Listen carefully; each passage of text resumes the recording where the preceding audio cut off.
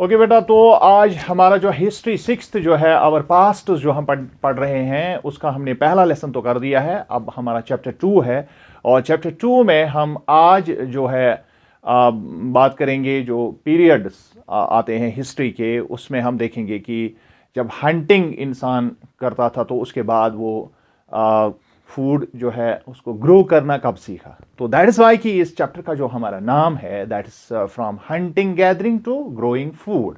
आप देख रहे हैं अपनी बुक में, तो हंटिंग गैदरिंग से फूड को जो है इंसान ने किस तरह से अब स्टार्ट किया, इसको उसने किस तरह से अब उगाना शुरू किया फसलों को।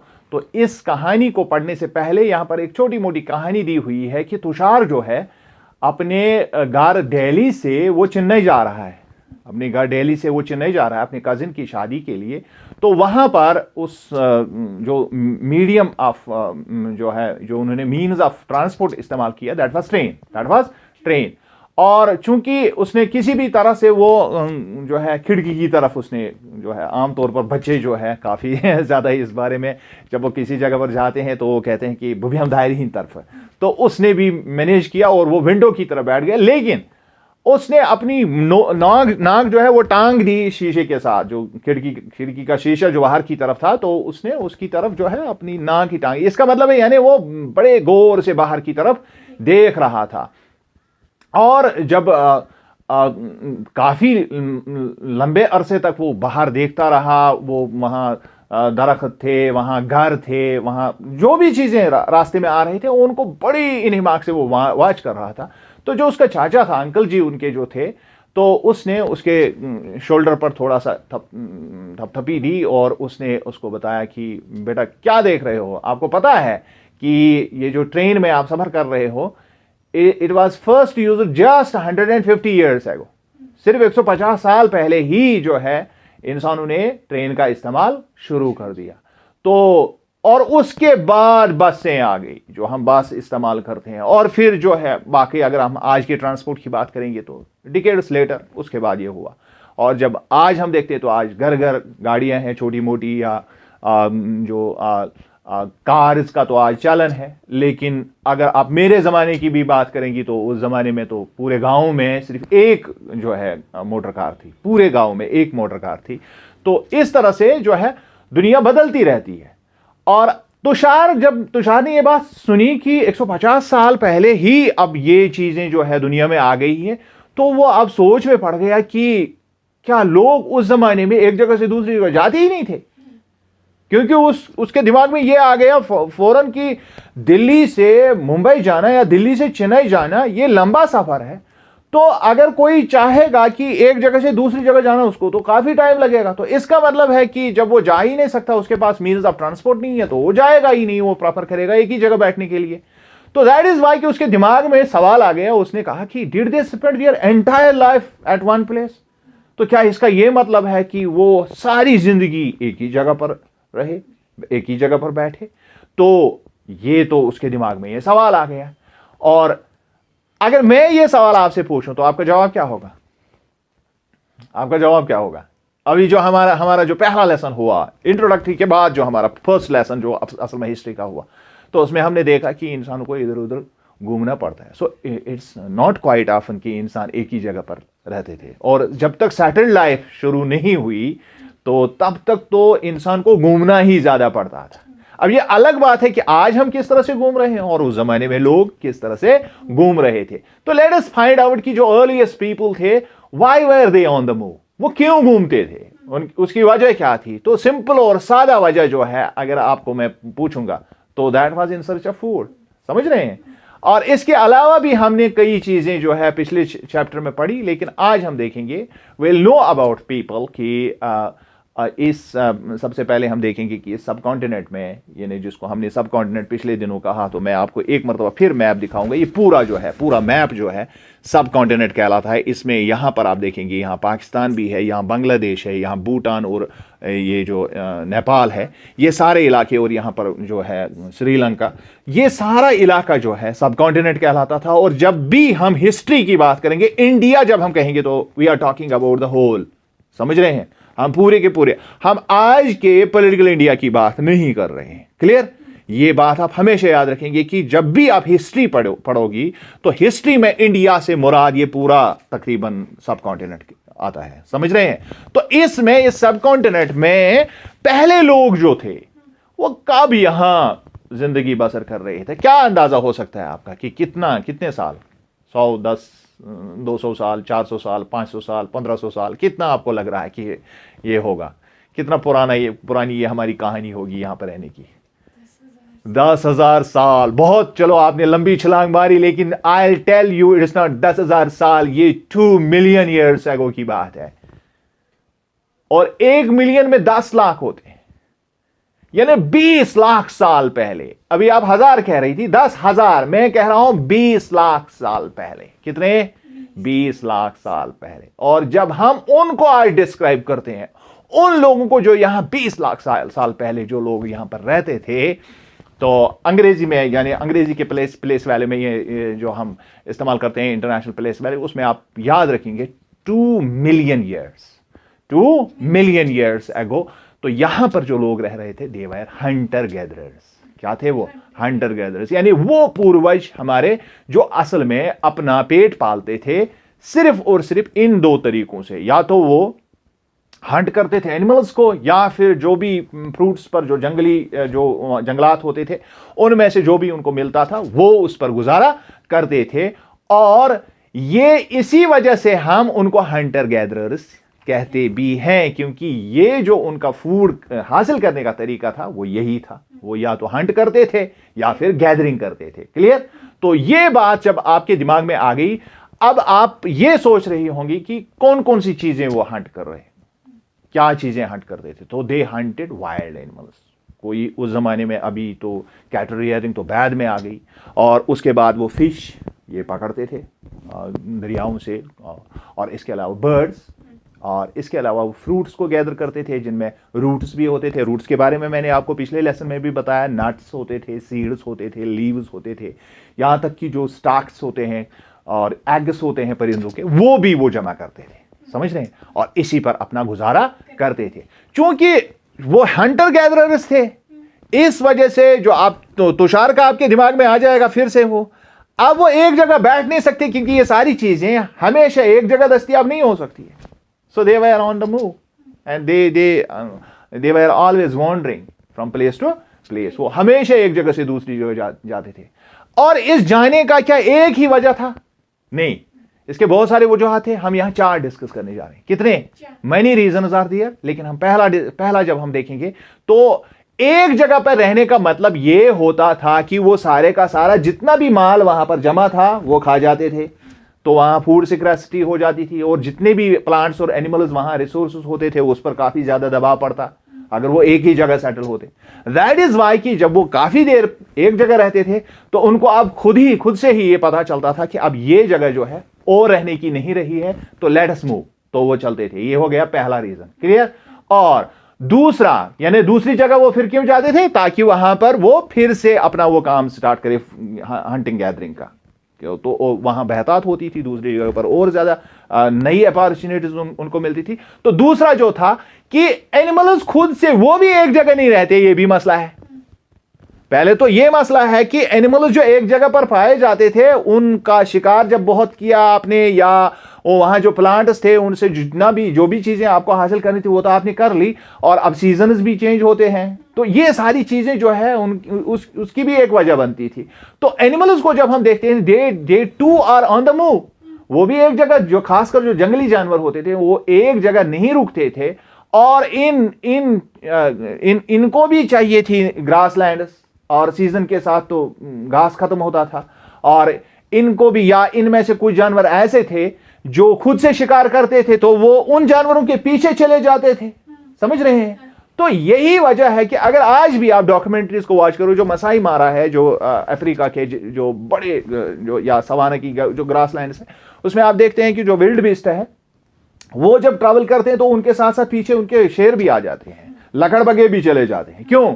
उसकी वजह यह है कि वो जहां जाते हैं उनके पीछे वो रहते हैं ताकि उनको भी खाना मिलता रहे, समझ रहे हैं। तो ये एक तरह से यानी वो चेज में भी बहुत सारे वाइल्ड एनिमल्स चेज में रहते थे, उन वाइल्ड एनिमल्स के जो असल में घास चरने दूसरी जगह पर जाते थे। तो ये मसला था कि जो इंसान है वो भी उन जानवरों के पीछे पीछे चले जाते थे। क्लियर, बात समझ आई?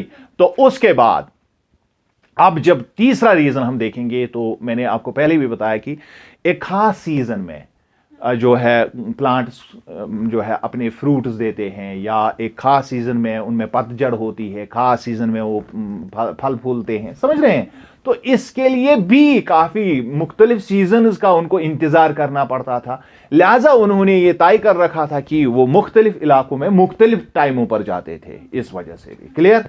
तो उसके बाद चौथा रीजन जो है, जो प्लांट और पीपल जो है, या ये एनिमल और प्लांट जो है, उनको हमेशा वाटर रिसोर्सेज की जरूरत रहती है। और जब हम जानते हैं कि मौसम हमने ज्योग्राफी में पढ़े हैं, और कुछ ड्राई स्पेल्स भी होते हैं, ड्राई सीजन्स होते हैं, और ड्राई सीजन में अक्सर बेशतर जो ग्रासलैंड्स का एरिया होता है उनमें पानी की बहुत स्कैर्सिटी हो जाती है।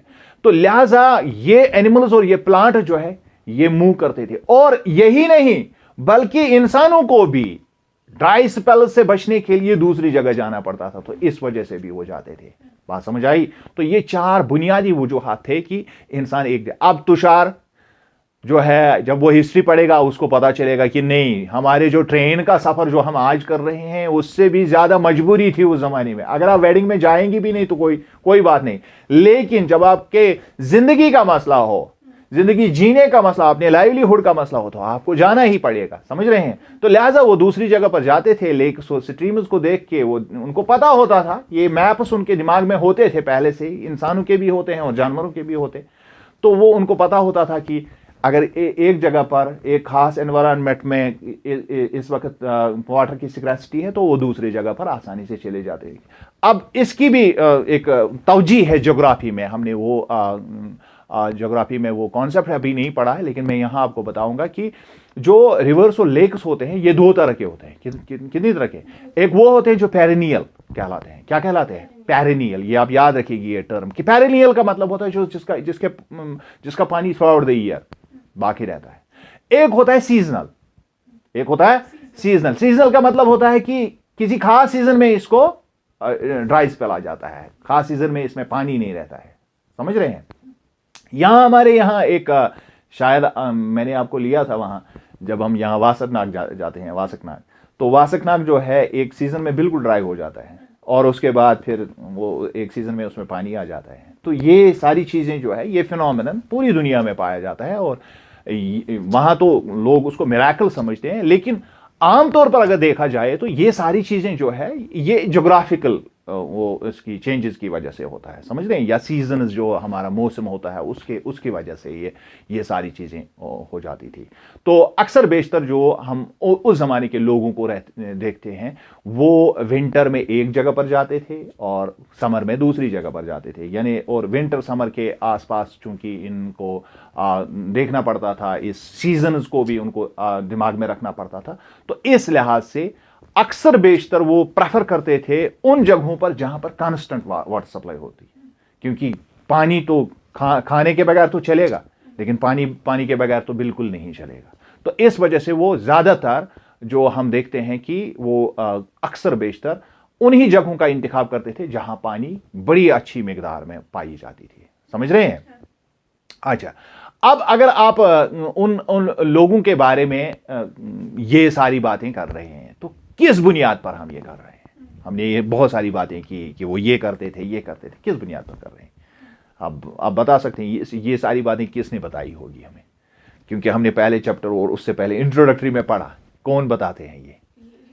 हिस्टोरियन से भी पहले एक नंबर आता है जिनको हम आर्कियोलॉजिस्ट कहते हैं, क्योंकि हिस्टोरियन उन बातों को फिर बाद में हमारे लिए मीनिंगफुल बनाता है जो आर्कियोलॉजिस्ट जो उनकी फाइंडिंग्स होती है। असल काम किसका होता है? आर्कियोलॉजिस्ट। तो हिस्ट्री को फिर राइट डाउन करने के लिए, उसको जॉट डाउन करने के लिए हिस्टोरियन बैठता है, वो अपने हिसाब से उसको देखता है। लेकिन उससे पहले जो शख्स इन बातों की तहकीक करता है ग्राउंड पर, दैट इज आर्कियोलॉजिस्ट। तो वो आर्कियोलॉजिस्ट्स होते हैं।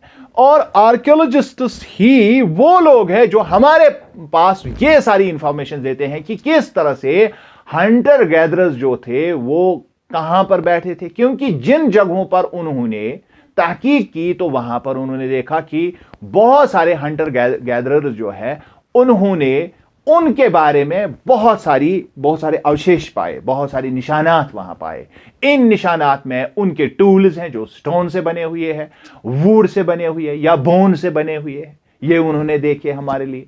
और फिर इन पर जो है मुख्तलिफ किस्म के डेट्स अगर आप देखेंगे, हम जब पढ़ते थे तो उस जमाने में कार्बन 14 डेटिंग होती थी, हम पढ़ते थे कि कार्बन 14 डेटिंग।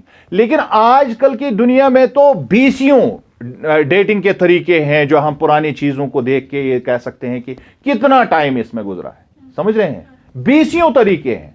अब चूंकि आपकी ये लेवल नहीं है इस वक्त कि मैं आपको 10-15 के नाम बताऊं, लेकिन आप दिमाग में ये रखना, आप सिर्फ कार्बन 14 डेटिंग ही नहीं होती है, बल्कि आज बहुत सारे और तरीके हैं। साइंस ने काफी ज्यादा तरक्की की है इस मामले में। लिहाजा आप किसी भी चीज का एक्यूरेट डेट मालूम कर सकते हैं कि ये कब किस जमाने में इसका वजूद जो है दुनिया में आया है। समझ रहे हैं।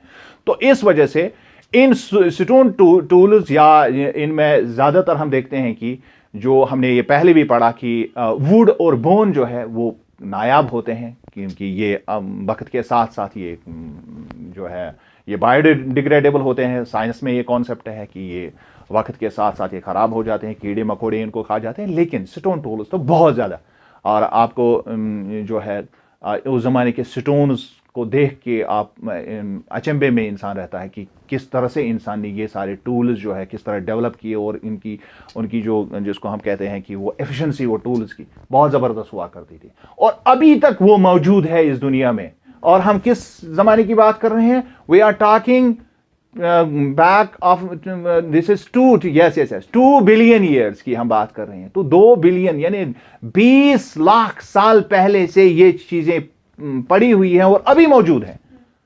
तो इससे अंदाजा होता है कि ये कितने एफिशिएंट ये लोग थे, और इन्होंने, और अगर उस जमाने का कोई टूल हमारे पास, चाहे वो स्टोन टूल हो या किसी और चीज से बना हुआ, खासकर यही 3 चीजें हमें मिलती है, या तो हम लकड़ी के वो मिलते हैं, या बोन्स के मिलते हैं, या फिर स्टोन्स के। और मैक्सिमम अगर आपको भी कोई कहेगा तो किसके मिल सकते हैं सबसे ज्यादा, तो ये आसान है स्टोन के, क्योंकि स्टोन्स खराब नहीं होती है वक्त के साथ साथ। तो इन स्टोन टूल्स को यूज किस लिए करते थे? अब अगर हमें जो है जो आर्कियोलॉजिस्ट है वो हमें बताते हैं कि और हमें भी अंदाजा हो सकता है, ये एक कॉमन मैन भी कह सकता है कि स्टोन टूल्स से वो एक तो शिकार करते थे, या इसके अलावा they cut meat, they cut bones by this. तो चूंकि ज़्यादातर तो वो हंटर्स थे, और इसके अलावा जो है या जो है जो छाल होती है दरख्त की, उसको जो है उसको स्क्रैप करने के लिए, उसको उठाने के लिए, खाल उठाने के लिए, या एनिमल हाइड्स को, जिनको हम एनिमल स्किन कहते हैं, उसकी खाल उतारने के लिए भी ये होते थे। तो अब ये किससे बने हुए हैं? तो इतने शार्प थे कि ये काम कर सकते थे। तो इसका मतलब यह है कि इंसान कितना एफिशिएंट था उस जमाने में भी, कि उसके दिमाग में ये था पहले से ही कि किस तरह से मैं ये शार्प टूल्स बनाऊं। हालांकि इस की कहानियां जो है, कड़ियां जो है, बहुत मुख्तलिफ भी हो सकती है, बहुत एक अलग से भी एक जो है बहुत सारे हिस्टोरियंस का तज्जिया है कि असल में जब हम पुराने इंसानों की बात करते हैं, खासकर जो हम इसकी जो होमो इरेक्टस की बात करते हैं, या ऑस्ट्रालोपैथिकस की बात करते हैं, ज़िंजांथ्रोपस की बात करते हैं, ये पुराने ज़माने के जो स्कल्स मिले हैं, उनके बारे में बहुत सारे लोगों का ये मानना है, इस पर तहकीकें भी हुई है कि वो असल में कुछ और रेसेस थे, वो ह्यूमन लाइक थे, ह्यूमनिट्स थे, लेकिन वो असल में इंसान नहीं थे। तो इंसान की अलग तारीख है, ये भी मुमकिन हो सकता है। मैंने ये बीच में इसलिए आपको कहा कि क्योंकि बहुत सारे जो हम मज़ाहिब में देखते हैं, कुछ कॉन्सेप्ट्स डिफरेंट भी है। तो ये जरूरी नहीं है कि इंसान जो है, आज का इंसान जो है, ये जो हम हजारों साल की जो हिस्ट्री कह रहे हैं, वो हमारी तरह के ही इंसान थे। हो सकता है वो ह्यूमन होमोनिड्स में से थे और शायद हमसे डिफरेंट थे। ये भी एक, इस पर हम कभी बात करेंगे। लेकिन चूंकि हम मेन स्ट्रीम की जो हिस्ट्री पढ़ रहे हैं, तो इसमें यही है कि ये इंसानों का एवोल्यूशन हुआ और एवोल्यूशन से ये चीजें आगे बढ़ी। समझ रहे हैं? तो और इसी तरह वो इनसे फ्रूट्स वगैरह भी काटते थे, तोड़ते थे या चॉप करते थे, रूट्स को चॉप करते थे, मुख्तलिफ चीज़ें या सब्जियां इससे कतरते थे। वो सारी की सारी चीज़ें जो है ये काम इन्हीं टूल से लिया जाता था। क्लियर। और इसके अलावा इन टूल्स की एक और खासियत ये भी है कि इनके हैंडल्स भी हुआ करते थे। They were tied to the handle. समझ रहे हैं। तो इससे भी पता चलता है कि इंसान के दिमाग में ये सारी बातें पहले से ही थी कि उसका एक जिज्ञासा, जो साइंटिफिक एक नए इन्वेंशन, नई चीज़ें अपने अपने अपने लिए जो सहूलत किस तरह से, उसको ये पहले से ही इंसान में था, क्योंकि उसके ज़रूरतों के मुताबिक उसने इन्वेंशंस की। और हम आगे बढ़ रहे हैं तो हम अपनी ज़रूरतों के हिसाब से, समझ रहे हैं, तो उनकी जो ज़रूरतें उस वक्त की थी तो उन्होंने अपनी ज़रूरतों के हिसाब से, समझ रहे हैं। तो ये सारी चीज़ें होती रही। और ये हैंडल्स भी शायद बोन या वुड की हो सकती थी। और आमतौर पर हैंडल हम आज भी हम देख रहे हैं, हम इसको इस्तेमाल करते हैं हैंडल बनाने के लिए, हम लकड़ी का इस्तेमाल करते हैं। और बोन्स का भी इस्तेमाल होता है बहुत सारी जगहों पर अभी भी, या कुछ लोग तो मतलब वो सींगों का भी इस्तेमाल करते हैं हैंडल्स बनाने के लिए। उसकी काफ़ी खूबसूरत बनाई जाती है इनसे। हालांकि अब चूंकि दुनिया बदल गई है और अब वाइल्ड एनिमल्स को जो है उस तरह से अब हंटिंग या बाकी चीज़ें जो है, ये चंद माशरों में जो महज़िब माशरे हैं उनमें इन चीज़ों को अब इंसानों ने छोड़ दिया है, क्योंकि अब हम रेयरिंग करते हैं। अगर हमें यूज़ भी करना है एनिमल प्रोडक्ट तो उसके लिए हम ख़ास तरीका इस्तेमाल करते हैं। तो हम वाइल्ड एनिमल्स को आप सदाते नहीं हैं, और ये अच्छी बात भी नहीं है इससे एनवायरनमेंट, चूँकि आज का एनवायरनमेंट पहले ही डिस्टर्ब हुआ है, तो हमें ये इन चीज़ों से परहेज ही करना चाहिए। क्लियर। तो और इससे हैंडल से एक खास मदद मिलती थी उनको कि वो इससे एरोज और स्पेयर्स बनाते थे, वो बर्छियां बड़ी और तीर, दूर से ही शिकार करने के लिए। दूर से शिकार करने के लिए आपको हमेशा जो आप टूल इस्तेमाल करेंगे या कोई भी आप हथियार इस्तेमाल करेंगे तो उसमें हैंडल होना बहुत ज़रूरी है, तो तभी जाके वो आप उसको थ्रो कर सकते हैं। समझ रहे हैं। तो ये चीज़ें उन्होंने सीख ली थी, तो हैंडल्स का इस्तेमाल भी वो करते थे और इससे उनको आसानी होती थी हंटिंग में। क्लियर। इसके अलावा बहुत सारे और टूल्स भी थे, और ये सारी चीज़ें जो है ये वो इस्तेमाल करते थे। वो टूल्स वो इस्तेमाल करते थे फायरवुड को हासिल करने के लिए, यानी जिसको आप समझ सकते हैं कि पहले जो शुरू में जो उन्होंने कुल्हाड़ी बनाई थी, जिसे वो चॉप करते थे, लकड़ी को चॉप करते थे, खासकर फायरवुड उनके लिए काफ़ी था। तो इसका मतलब है साथ साथ फायर की भी डिस्कवरी हो गई थी। समझ रहे हैं। तो तभी तो आर्कियोलॉजिस्ट को ये मिले, फायरवुड काटने के लिए उनको कुल्हाड़ी मिल गई। तो या किसी जगह पर उन्होंने सेटल होना है तो आपने कुछ टेंट्स वगैरह या जो भी वो शेल्टर बनाते थे, तो उसके लिए टहनियाँ काटनी है तो उसके लिए भी वो इस्तेमाल करते थे ये सारी चीज़ें। और छोटी मोटी जो मैंने आपको बताया वो हट्स वगैरह इन्हीं टूल्स के ज़रिए से बनाते थे। अब अगर आप देखेंगे कि जब आप इस मैप को, जो मैंने आपको प्रिंट करके भी दिया है, हालांकि उस पर छोटा है लेकिन इस पर थोड़ा सा बड़ा है इस पर, तो आप इसमें देख सकते हैं यहाँ पर इस मैप में आप देख सकते हैं कि मुख्तलिफ शक्लें बनी हुई हैं। और इंडेक्स में आप देखिए, मैं यहाँ इंडेक्स ये जो इंडेक्स दिया हुआ यहाँ पर मैं पढ़ूंगा। पैलेलिथिक साइटस ट्रायंगल से बनी हुई है। नियोलिथिक साइटस जो है स्क्वायर, उनका ब्लू स्क्वायर है। फिर मेगालिथ साइटस जो है वो सर्कल है और ये ग्रीन में है। और उसके बाद अर्ली विलेजेस जो है उसके लिए भी एक निशान लगा हुआ है, डायमंड बना हुआ है। और उसके बाद मॉडर्न सिटीज़ जो है उसके लिए आप इसको फिलहाल दिमाग से निकालेंगे, क्योंकि आप मॉडर्न सिटीज़ की बात करेंगे तो कोलकाता, मुंबई, चेन्नई, ये हमारे ज़माने की बात है। तो हमें सबसे पहले अगर आप इसमें देखेंगे तो you will find red triangles. ये जो रेड ट्रायंगल्स है, they are the archaeological sites of hunter gathering communities. बात समझ आई। यानी यहां पर जहां कहीं भी आपको क्या नजर आता है, ट्रायंगल के ऊपर आपको नाम नजर आएगा। और ये सारे के सारे नाम जितने भी इसमें आपको नजर आएंगे तो मैं पढ़ूंगा। एक है बिम्बितका, देखा आपने, तो ये बिल्कुल सेंट्रल इंडिया में है। क्लियर। अब एक और है कुरनोल केव्स, एक और है हांगसी, ये है ये है हंसगी। तो चूंकि ये नाम जो है मुख्तलिफ जुबानों में लिखे हुए हैं तो पढ़ने में दिक्कत होती है। तो ये 3 नाम आम तौर पर इसमें दिखाए गए हैं। क्या इतनी जगह पर थे? नहीं, बहुत सारी और जगहों पर, लेकिन ये कुछ खास नाम है जिनके बारे में थोड़ा बहुत जो है हम देखते हैं कि आर्कियोलॉजिस्ट्स ने यहां पर एविडेंस जो है वो ली हैं कि ये जगहें इस्तेमाल होती थी उन लोगों के जरिए से जो असल में हंटर गैदरर्स थे। यानी ये 3 जगहें। क्लियर? तो अब हंटर गैदरर जो थे और भी जगहों पर, जो मैंने कहा बहुत सारी जगहों पर रहते थे, और इनको अगर आपको देखना है तो मैं आपको फिर से एटलस में अलग से दिखाऊंगा कि बहुत सारी जगहों पर जब हम इंडिया के एक और मैप को देखेंगे तो चूंकि यहां पर हम जल्दी से इसको कंप्लीट करने की कोशिश करेंगे, ज़्यादा डिटेल्स में हम नहीं जाएंगे, उसको हम एक्स्ट्रा रीडिंग के तौर पर हम बाद में देखेंगे।